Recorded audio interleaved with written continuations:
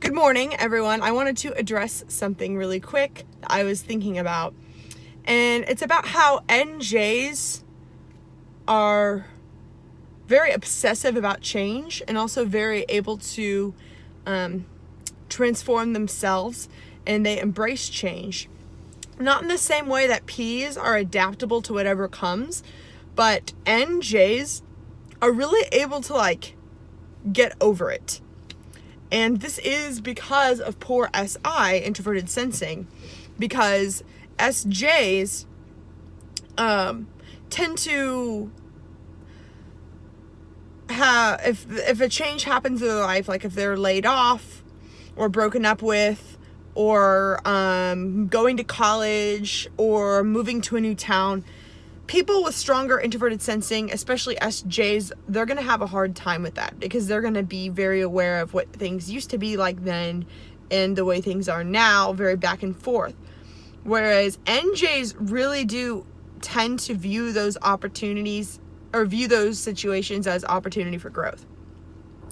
And it's almost, I'm not even saying that it's healthy, but NJs are really able to just move on to the next thing almost without skipping a beat. And I think that even NFJs, who you might expect to be more emotional about something that they might not have wanted to happen, NFJs don't really process those sort of emotions. They think about, what can I change right now to make me feel happy? And TJs might not be as concerned with happiness and feeling good, but an NFJ would be still using their feeling to value making sure that they're feeling good and that they're happy and that there's harmony. But if a change happens, they just want to do what they can to move forward, and what's in the past is in the past. And this is why NJs tend to be more progressive, politically, because we don't get stuck in systems and things that don't serve us as much. This doesn't necessarily mean that NJs know what the answer is or what to do to move forward.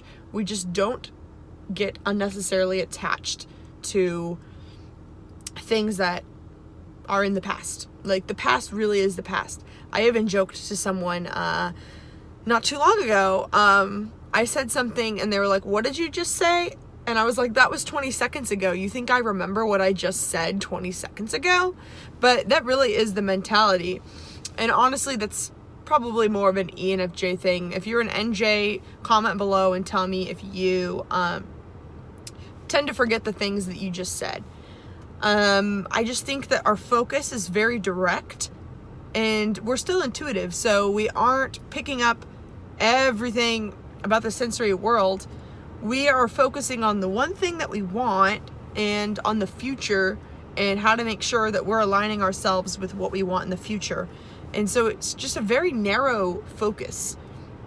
And I think that NJs are able to really get over it quickly, and at least fool ourselves into thinking that we're able to get over things quickly, because we just sort of are eyes on the prize, eyes on being our future self, eyes on being successful, on being happy, on being in a good relationship, in a good home life. I don't know if you want kids, whatever you see yourself in your future, NJs just want to get there as quickly as possible. And if there is a bump in the road, it doesn't really stop them from moving forward. And I sort of noticed this too, NJs seem to have senioritis really bad, as seniors in high school or seniors in college. They seem to sort of be mentally graduated, or NJs will also say things if they're about to go on vacation, I'm already on vacation. We're kind of just mentally one step ahead. But I just want to clarify, that doesn't mean that NJs are actually ahead. we don't process as fully as someone with stronger introverted sensing. So we might not be connecting all the dots in the way that someone who uses NE and SI might prefer.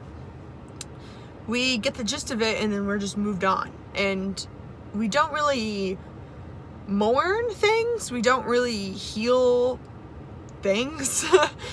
We just think about what we can control and we move on. And I think that this sort of backbone is lost in most ENFJ type descriptions and INFJ type descriptions, because to see an NFJ going through a trauma or a change or a transformation in their life, they're probably gonna cry about it, but only so that they can stop crying quickly, so that they can tomorrow like look hot as fuck, as if nothing ever as if it didn't even faze them, because that's just what they do. Like, even though NFJs are not thinkers, we don't dwell in the past, we don't dwell in our feelings, and we don't let other people like have control. Like, NFJs feel stupid if they're like, oh, I'm giving someone else my power right now by thinking about them,